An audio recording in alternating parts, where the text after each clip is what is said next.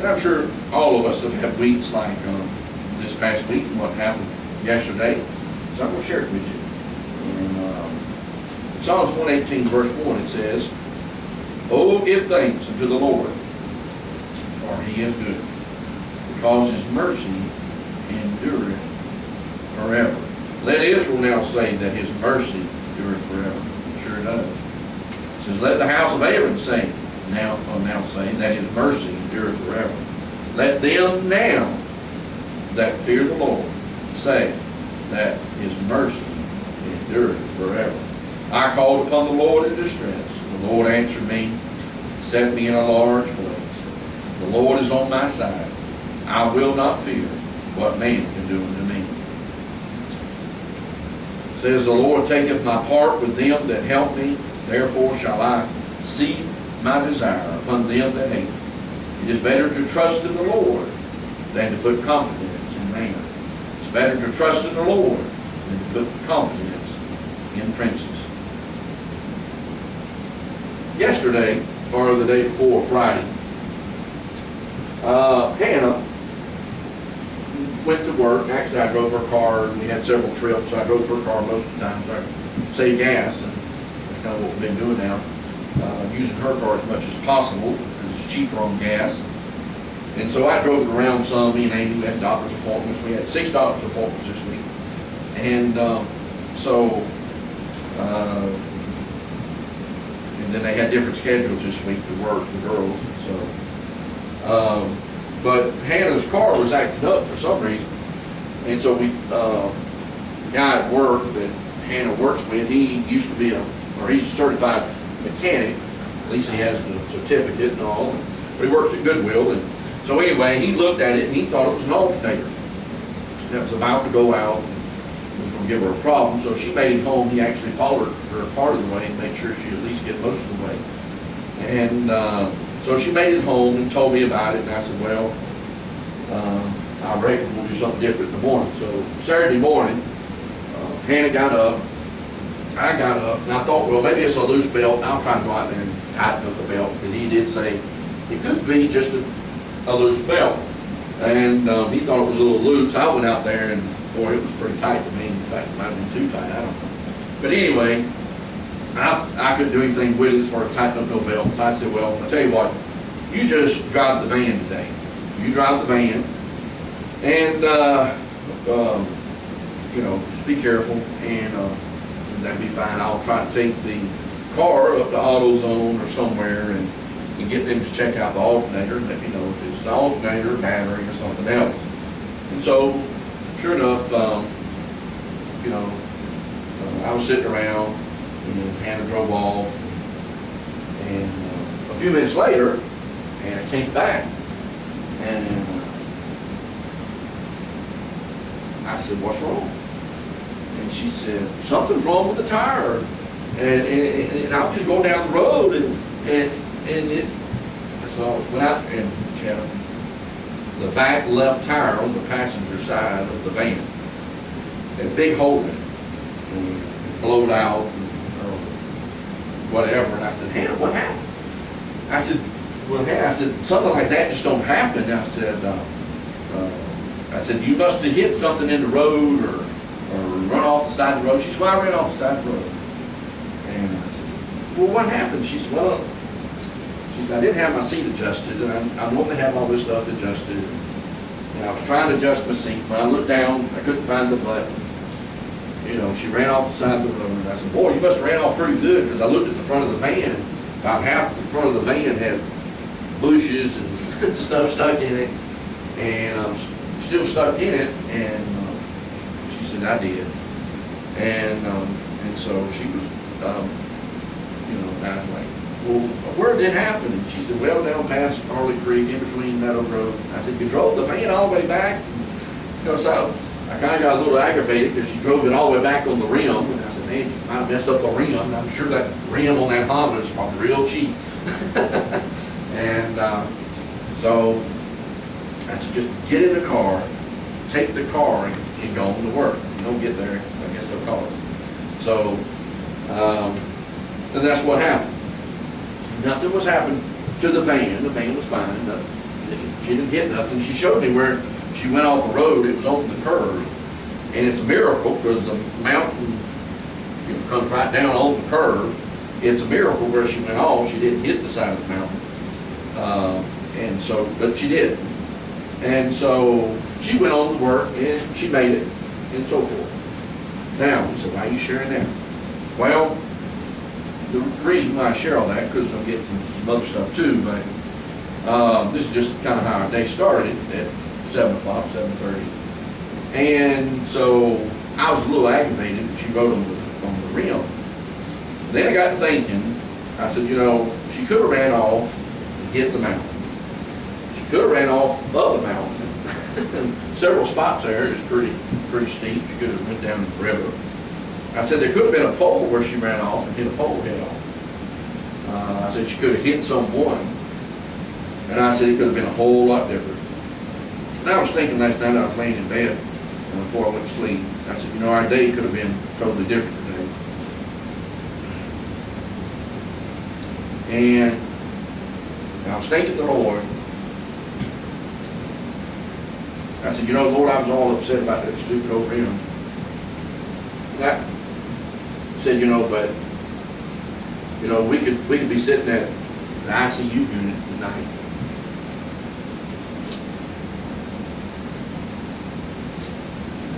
We could have been sitting in the hospital all day. Hannah, maybe she could be dead. She could have been very badly hurt. Could be close to losing her life. We could have got a phone call, and things have been totally different Saturday morning. And we could be called to the hospital. Been sitting there all day wondering, but then I'd have to make phone calls to grandparents and tell them the situation, tell y'all, tell other people. So it would have been totally different that day if that hadn't happened. But God, in His goodness, didn't allow that to happen. For whatever reason, Hannah was able to control the car and drive and make it back home. And there was nothing wrong with her. And we thank the Lord for that. Nothing was wrong with nobody else. She didn't hit no other vehicles. She didn't run over nobody or damage anybody's property. We thank God for that. The van wasn't destroyed, or she could have really messed it up. But that wasn't destroyed either. We thank the Lord for that. The only thing that was really mattered was, we went out tired. As far as I knew, the rim was hopefully okay. Maybe there was a wreck down the road or someone was going to run a red light. I don't know that. Maybe there was going to be a deer in the road or a cow in the road. I don't know. I come through there one day right there at Meadow Grove, and there was a bunch of cows on the road in the middle of the morning when it was dark. And I had to swerve to miss them. I was going to break the speed limit, 45 or 50 through there. And I happened to see them in the dark, and I swerved and missed them. Or we were going to have a roast for supper or something, but I swerved and missed them. They had gotten out of the gates there. So I don't know what could have happened. All I know is that God had a hedge of protection about Hannah. There was a reason for all that happened. And we thank the Lord that it did. It says, "Oh, give thanks unto the Lord, for He is good." He was good yesterday. He was mighty good. Then I got to thinking. I said, well, I have no money. I didn't have no money to get no alternator fixed. I started checking around, calling AutoZone, Napa Auto Parts, and discount auto parts, and I found out they was not discounted. They were higher than everybody else. And found out it was going to cost me right under $200 to go get an alternator, and which will give you part of that back if you bring them the core and all of that. Well, I couldn't get the thing off because I went out there and looked at it. It's not like on your old truck or my truck. I could do it, but it was on the bottom actually, underneath everything. You'd have to disassemble the engine to get to it, the transmission. And I said, I can't do this one. because I've done alternators before. So I was aggravated about that, and I said, food. I thought I could do it myself and just save a few dollars. So I said, I have no money. I said, I don't have $90 anyway, because the cheapest one I found was $94. I said, I don't have $94 to go buy an alternator to begin with, no less to put up the core price, which I had to bring it back. I said, so that's no good. Went checking on prices of tires, and that wasn't no better. And so I said, food. I have no car, I have no van, I have a truck that that thing get in. And I said, at least, thank God, I got roadside assistance. I called roadside assistance. And they came out and they put on that little donut. And I said, well, we'll just go to church tomorrow in the donut. We'll go to the hospital in the donut. And we'll just ride around next week in the donut until we get paid, get some money, which would have been 2 more weeks. I said, we'll try to make it, see what happens. Now, sometime earlier in the week, someone had called and asked us to come over tomorrow night, over in Candler, to come eat supper with them. And, right? Last night. They called us earlier in the week, and they asked us to come last night. They live in Candler, but anyway. And so I said, well, we're going to have to cancel that, because we can't take a chance of riding all over there in a donut. We don't need to stay ladies at that. So that disappointed me too. But, so, I mean, if you're going to have a donut, at least you can be cream filled or something. But anyway. So, because we're going to need the van. So I called them bright and early so they wouldn't be laying out food and start preparing. And so I talked with the wife and I explained the situation. And so I said, I don't have the money, we'll make do, we'll be fine. I can't drive it no further and no longer than I have to, so it lasts. They said, okay, well that's fine. We can do it another time. Well, about 12 o'clock, her husband called. He had been playing golf, and he said, Mark, he said, how you doing? I said, fine. And he said, what's up? He said, I hear you got a tire problem. I said, yeah, I do. I explained the whole situation to him. And so I said, we'll just get together another time and come over and eat. He said, well, brother, why don't we just go get you a tire? I said, brother, I'd love to go get a tire. I said, I don't have no money to get no tire. And he said, brother, let's just go get you a tire. And I said, like I said, brother, I really would like to go get a tire. I don't have no money to get no tire. And he said, brother, let's just go get you a tire. and he said, I'll go get you a tire. He said, I'll come over and pick you up, and we'll go get a tire and have it put on and on. I said, brother, I said, I appreciate it, Dad. I said, but I'm broke. I said, I have no money to go and so forth. He said, brother, he said, I'll take care of it. I said, brother, I won't be able to pay you until July. I said, because this month is really tight and stretched. Brother, I'm not worried about it. He said, let's just go get you a tire. And I said, okay. And so we agreed to meet somewhere in Canton instead of him coming all the way to the house. No need for that. I said, we can't drive it. It's got a donut on it. And I explained that. And so we met him and crossed there from parties. And we got a tire put on, $108. Told him, I said, I'll pay him back. He brought on. He said, just thank you for that tire. And so we still went. I said, and he said, y'all still coming over tonight, right? We can't hardly refuse. The guy comes over and puts a $108 tire on it, not come over and eat something. Looked like we should have had them over. I said, brother, you still want us? I said, it's going to be an expensive meal. He said, yeah, we want you to come over and eat. I said, okay, we'll still be there at the same time. I said, funny thing, I can tell him this. I was thinking, you know, the devil ever tap you on the shoulder and talk to you? Does me, and I try not to listen. Sometimes it's just hard not to. After Hannah had left, I got to thinking about the situation. I have no money to fix no alternator. I have no money to fix no tire. Best guy to go to the doctor, the hospital, Tuesday. I'm going to be driving back and forth. Concerned with the girl, death, so forth. I'm going to be riding around on a donut. It's probably not going to last. And I said, Lord, what am I supposed to do? Here comes the devil. hey, I know what you can do. I said, what? He said, you take your time and go get you a tire. I said, I can do that. He said, you know Beth needs to get to the hospital too. She's not gonna make it. I don't done that one.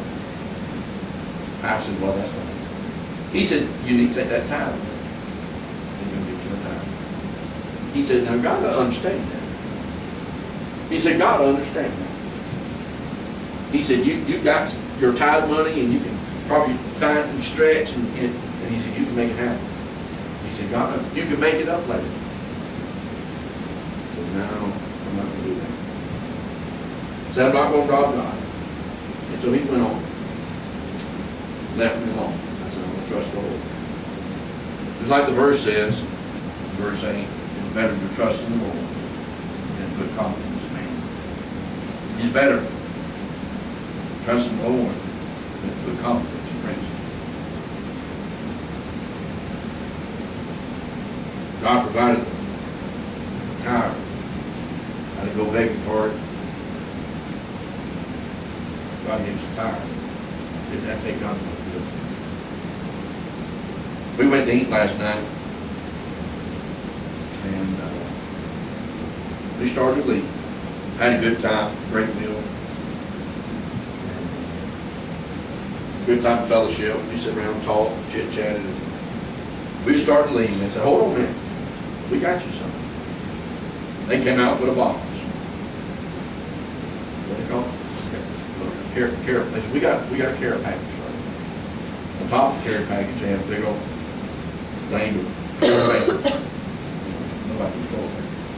And napkins, and had something for one of the girls, something to wear. They didn't hold. Well, we didn't know what was in it. We didn't open it. Well, we took it home. And got it in, sat on the couch, started looking for it. Would you believe that some of the stuff we didn't have and we needed, we didn't have money to get?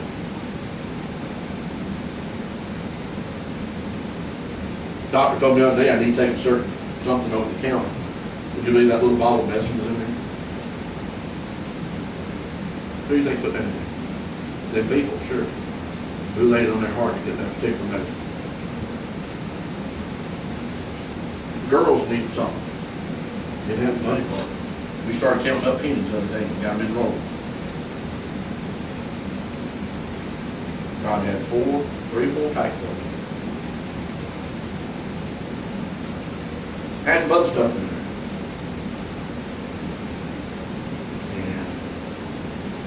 And I was looking through the box and thinking, God knew exactly what we needed.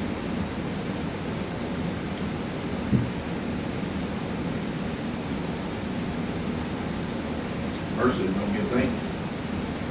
To the Lord. He is good. Because His mercy endures forever. The Bible says you never see the righteous begging for bread. He knew exactly what we needed. Did we get everything we wanted? No. He gave us exactly what we needed. For some reason, Hannah ran off the road yesterday. So, well, it's her fault. Maybe so. I think she learned a good lesson not to play with her seat. It scared her half to death, she said. She went up the road and pulled off and thought she messed up the paint. That scared her to death.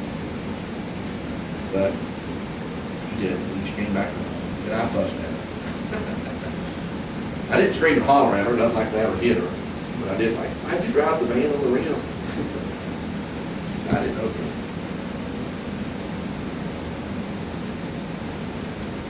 It could have been a whole lot different yesterday. But God was in control. He had a hedge of protection about Hannah, I believe. Just like He does His children. Maybe the devil, I don't know this, but maybe the devil went to the Lord and said, hey, I believe I can get that preacher to rob. Maybe I can get her to doubt you or The Lord said, okay, you do what you want. You don't bother her life. You're not going to touch the vehicle. You're not going to touch her. And we'll see. I don't know this. But I know the temptation was to rob God. The temptation was not to be thankful and complain and argue and fuss. Get mad too. But the greatest temptation was to take my tithe money, put it with a few other dollars we had. I had a few dollars, but it wasn't enough to buy no tire, it wasn't enough to get an alternator fixed. And so,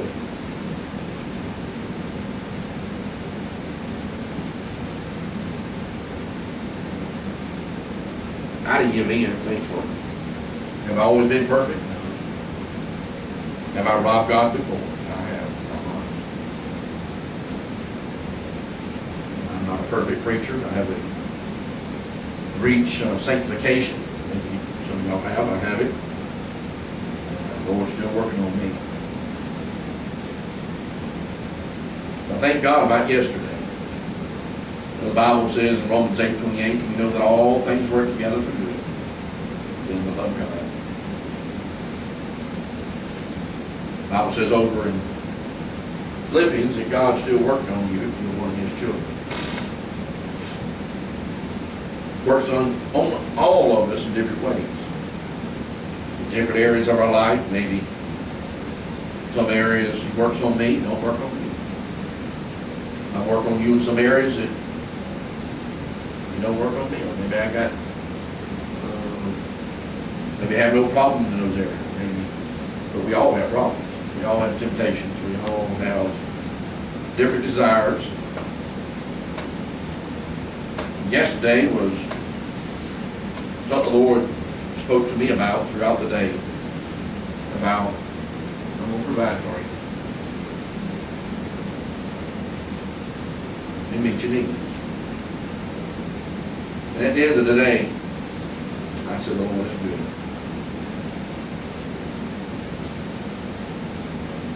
He provided the tire for us.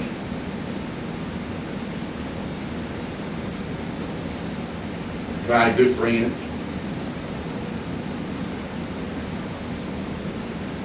Gave them a chance to receive a blessing too. What if they didn't do anything? The Lord laid it on their heart undoubtedly to do something. And so they acted on that. I tried to talk him out of it. I told him later, I said, I'll offer you the money in July if you don't take it. I ain't trying to rob you of no blessing. But I'll offer it to you when I have it. But I'll work back. And I could have called somebody. This was the other temptation. Something ran through my mind. I could call a couple people and I could probably borrow $100 and go get a tire. That was off my mind. I said, well, I could probably call the James, maybe they could pitch in $25, $30. Maybe I can call Brother Myers and say, hey, could I borrow some money from the church or from you, or in a desperate situation. I said, no, I'm just going to trust the Lord. We're going to put a donut on there and ride on it. God knows I don't have no money. God knows I need a tire. God's going to supply it. And just a couple hours later, the phone call. God had a phone, had a tire come. He had a tire come. I believe that with all my heart. Some people, oh, that's just cool. Oh, that's just love. No, that's the providence of God. That's an almighty God that loves His children, takes care of them, provides for them. I'm a whole lot better than a sparrow. I'm not much better. He loves me a whole lot more than a sparrow that falls on the ground.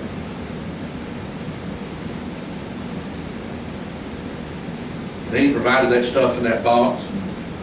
I won't name all the stuff. Some of it was lady stuff that the girls needed, the wives and the girls needed. And some of that stuff you just got to have. I just didn't have the money.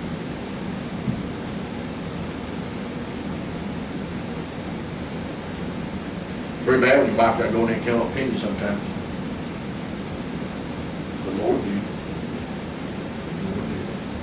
And what if I'd taken my tithe money? And I'm sure nobody can have the problem with it. What if I'd taken my tithe money, went and bought a tire, and a few dollars I had, I could have scraped up, and go get a tire? You think that that would have knocked out, I think, the blessing that couple received? That would have knocked out the whole purpose of Hannah running off side of the road that way. And Satan would have been able to stand and say, ah ha ha. See there, God? I got him to give him. That's what he wanted to do with Job. He couldn't do it with Job. That's what he wants to do with every one of us. Every time the devil tempts you, tempts me, he wants to stand before God and say, hey, I can't get his soul. I can't get her soul, but boy, I sure got them to give in to sin. I sure got them to do what I wanted them to do, didn't I? And laugh in God's face. We're the cause of that. Now we know the end of the story. We've read the end of the book. We know who gets the last laugh. We understand.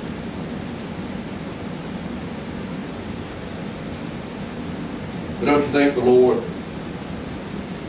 he has to hang his head and love him? So, you know, that old boy gave in. That girl gave in to temptation of the Lord.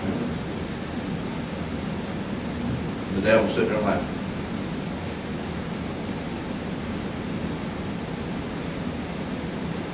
God was good yesterday. It started off kind of rough. It sure is. In the morning, we looked like I was going through a valley. No car, no van. All the guys had truck out there. Of all things, it runs on like 1 gallon every mile. You know, it just drinks it as quick as that river flows down. Can't fill it up quick enough. I said, well, I sure don't have the money to put in that truck and drive that truck. Have enough money to drive next week. That's what I had. I would have had to take tithe money and our gas money to go get a tire. Or I can get it all. But then I've been out without gas. I sure didn't want to drive that truck. But God, do what he could. Morning, it started like a valley. When we come home last night, we opened that box. Looked through that box. Oh, by the way, we was almost out of toilet paper. Not that's big. I know we can tear up magazines. Ain't too many people using magazines and leaves for porn. Cause.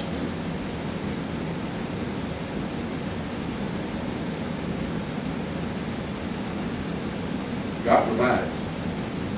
Doesn't always provide when we want Him to. Doesn't always provide what we want. But He does provide what we need. I have a lesson. The title of the lesson is, again, it's on attitude. I've been teaching on. It's on procrastination. I've been putting it off, putting it off, putting it off. I saved it to last, so I'm going to put it off one more week. The attitude of procrastination. I thought it was good. It'll work out just great to do it next week. Maybe I'll put it off another week. But I wanted to share this because the Lord laid it on my heart. And it was a real blessing to me. It didn't start off as a blessing. It started off as a burden. That's how a lot of blessings start, though. Start off as a burden. End up being a blessing. Start off as in the valley. End up on the mountaintop. The verses say, "Don't give thanks unto the Lord, for He is good. Because His mercy endures forever. Let Israel now say that His mercy endures forever. Let the house of Abraham now say that His mercy endures forever. Let them now that fear the Lord."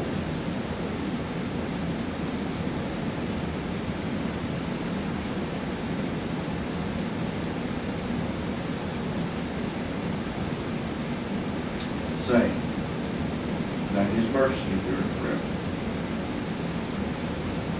I called upon the Lord in distress. The no answer. Except being a large place.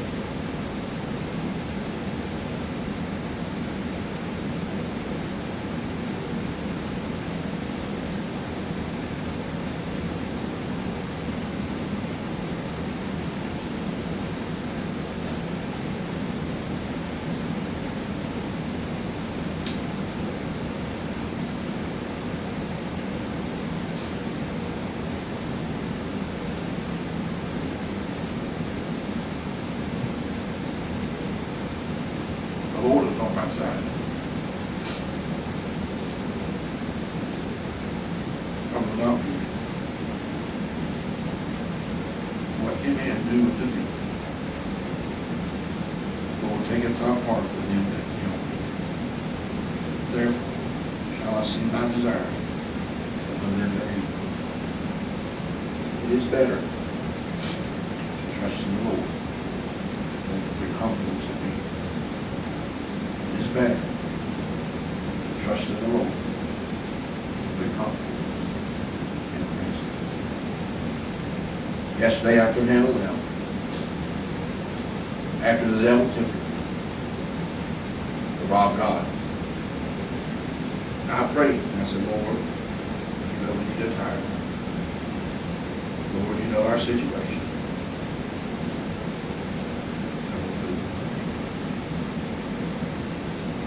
So I prayed. I called upon the Lord in distress. The Lord answered. He said, no heart.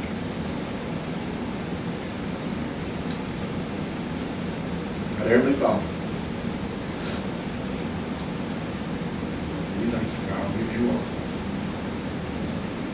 I'm crying because you are good. But I'm crying because I'm so unlearned. We receive your goodness, your loving kindness, your mercy, and your grace, and your gift of eternal life.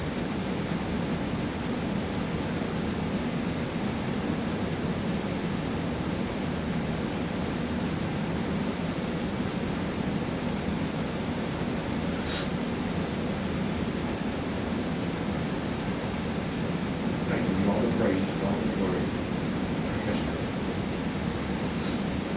I thank you for those that you use. I thank you for the things that listen. And there have been others that we can find out. I don't know. After we call and ask you to be. But Lord, stay out. I just ask you. You had somebody in there already. You knew the hero.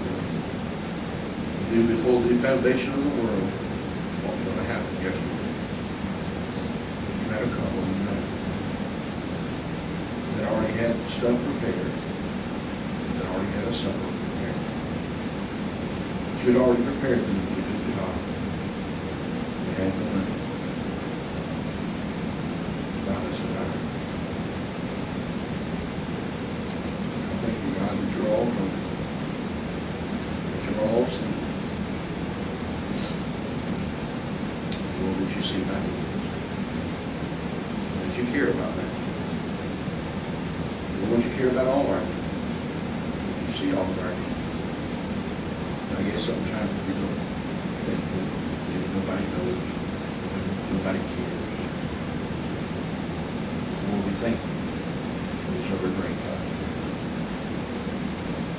You're more than man. You're our Father.